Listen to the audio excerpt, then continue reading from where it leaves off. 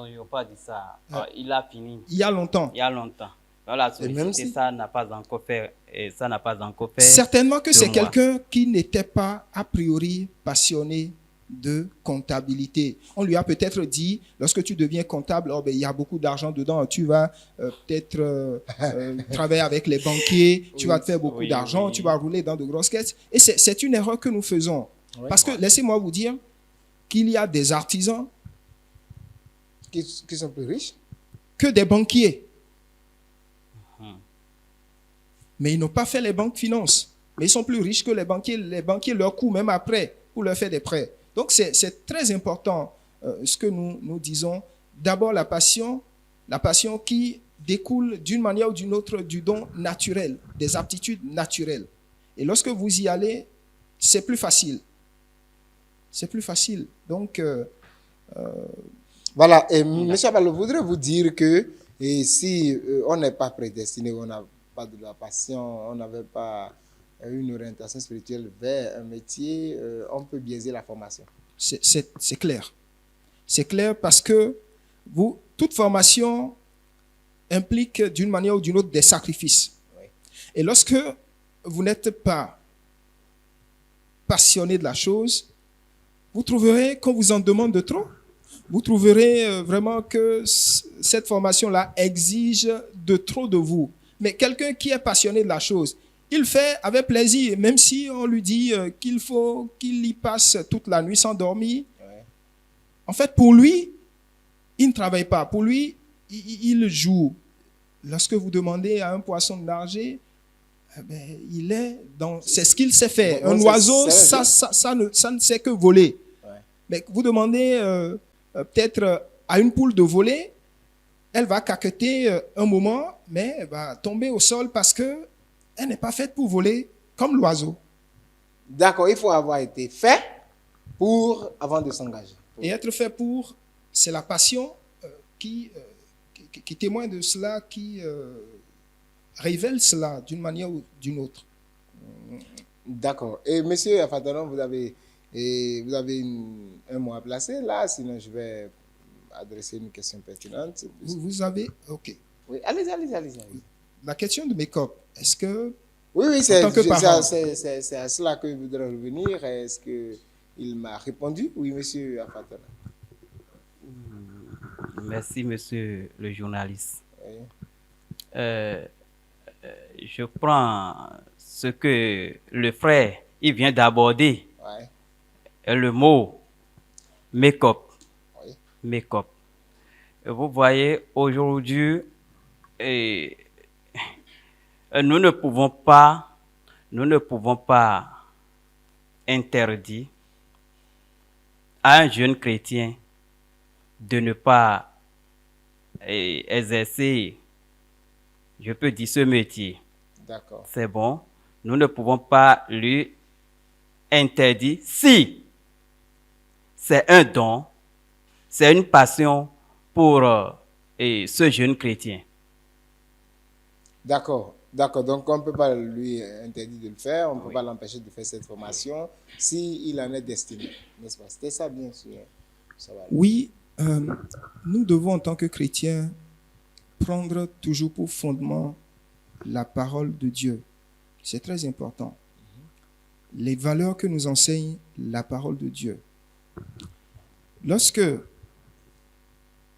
vous avez des penchants, vous pouvez peut-être avoir de la passion pour quelque chose. C'est ce que je m'apprêtais à dire tout à l'heure. Vous pouvez avoir de la passion pour une chose, mais ce n'est pas forcément ce à quoi Dieu vous destine. C'est aussi important de faire la part des choses à ce niveau-là. Ma fille ou mon enfant qui est peut-être passionné de make-up, ok, je me renseigne. Est-ce qu'un chrétien peut exercer cette activité? Si oui, qu'est-ce que l'on y retrouve qui semble être en contradiction avec ce que nous enseigne la parole de Dieu? D'accord. Maintenant, comment faire? Parce que, vous savez, nos moments de l'église, elles se font de make-up. Vrai ou faux? Vrai. Quand nos sœurs doivent prendre la dot, elles doivent faire le mariage. Ils font de make-up, ils font des tresses. Il faut forcément des gens qui en ont reçu la formation pour le faire. Donc, si ma fille veut le faire, et Mais c'est ça, dans ce cas, on fait appel à des étrangers. Hein. Oui, parce étranger, que puisque ce n'est pas permis dans l'église, alors là, voilà, on fait appel à des compétences extérieures. extérieur, justement. Mais si dans l'église, j'ai une sœur qui veut le faire et qu'on oriente, voilà dans tel corps de métier ce que tu peux faire. Mais c'est suffisant au lieu de vouloir lui dire d'un coup, non, mais ça, ce sont des diableries. Un chrétien n'est pas fait pour ces trucs-là, mais ça vient de la mer. Non. Vous savez, aujourd'hui, l'Église, notre Église, le corps de Christ, a besoin de toutes les compétences. Parce que même le Seigneur, quand nous lisons les Écritures, l'apôtre Paul nous dit que Dieu a établi des gens apôtres, prophètes, pasteurs, docteurs, les 5 ministères, pour l'édification du corps de Christ. On a souvent tendance à résumer tout ce que nous enseignent les Écritures au volet spirituel, à la vie spirituelle, à la croissance spirituelle. Mais non, parce que même notre Seigneur Jésus-Christ, alors qu'il était encore sur terre, les paraboles, souvenez-vous des paraboles qu'il donne. Quand il dit, il donne la parabole du vigneron, la vigne, ça se cultive en Israël. Il dit qu'on a semé la nuit, l'ennemi est venu planter l'ivraie. Ce sont des choses naturelles que le Seigneur nous donne pour nous enseigner les choses spirituelles. Donc, il ne faut pas toujours résumer les choses spirituelles qu'on nous enseigne à la spiritualité. Non. Exclusivement là, il faut dire exclusivement parce que... Exclusivement. Donc, c'est important de faire la part des choses et de savoir que le corps de Christ a besoin de femmes qui savent faire les tresses, qui savent faire make-up et qu'on pourrait solliciter pour faire make-up à nos sœurs quand elles en ont besoin. Le corps de Christ a besoin de gens dans la politique. Le corps de Christ a besoin de grands économistes, d'experts comptables, a besoin de tout pour sa croissance. Même si nous nous refusons cela aujourd'hui, rassurez-vous, je ne suis pas prophète, même si je porte le nom d'un prophète, mais rassurez-vous. Tu te réclames cette version, alors. Allez-y. Nous finirons par nous retrouver face au fait accompli. Parce que l'Église, le corps de Christ, je ne parle pas de l'Église, mais le corps de Christ s'accroît. Oui.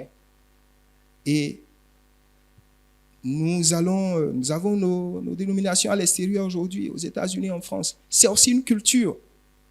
Et il est important que nous prenions la mesure des choses. Certes, le Seigneur a fait grâce à la terre du Bénin, a suscité sur la terre du Bénin l'Église unie renaissante d'hommes en Christ, oui, qui est née dans une culture, qui a été forgée, moulée dans une culture, mais sachons aussi nous ouvrir, non pas nous ouvrir au monde, nous conformer au monde, non, mais voir dans la mesure du possible comment demeurer dans le Seigneur, avancer avec les principes du Seigneur, mais en même temps apprendre à répondre. Donc, ne pas faire que consommer. Non. Il faut contribuer à la réalisation. Exactement. Exactement. D'accord. Alors, de votre intervention, oui, vous avez un mot à placer. Je demande au frère Oui. Abalo. Oui. Moi, je ne maîtrise pas grand-chose dans le truc là de make-up. Oui. Est-ce que les choses de pédicure, manicure interviennent aussi dans make-up? Je ne sais pas. Oui. Je ne sais pas. Maintenant, si je prends ce métier de make-up, excusez-moi. C'est dans le domaine de la coiffure, je crois. De la coiffure. De la coiffure, voilà. Je crois. Alors, voilà, on est en train de dire que, d'accord, un jeune chrétien ou bien surtout nos sœurs, ils ne vont pas faire des cheveux mèches là. Maintenant, la sœur chrétienne qui exerce ce métier, c'est bon. Maintenant, de coiffure, est-ce qu'elle peut exercer la coiffure sans apprendre quoi, les trucs de mèche et consort là? Vous savez, prenons une sœur qui est couturière, parce que nos sœurs sont généralement couturières dans cette église. Moi-même, j'ai une sœur couturière, donc... ne me dites pas que votre épouse est couturière, non, parce que vous avez porté quelque chose. Elle n'est pas couturière, Bon, madame. Allez-y. Mais j'ai plusieurs sœurs couturières. Vous êtes couturière et on vient vous voir. On vous dit, couds-moi une chemise avec le dos complètement ouvert. J'en ai vu à une soutenance le samedi dernier. Ah bon? Si. Vous avez fermé? Vous avez fermé? Je m'étais dit, président du jury, je lui aurais dit, demoiselle, quand vous venez à des séances comme celle-ci, il y a une mise qui convient. Bon, alors, on vous dit, faites-moi la couture d'une chemise dont le dos est complètement ouvert. Qu'allez-vous faire? Si vous êtes couturière. C'est mon métier. Donc, vous devez le faire. Je vais le faire. Ah, d'accord. C'est votre métier. Oui. Donc, laissez aussi la sœur apprendre sa coiffure comme il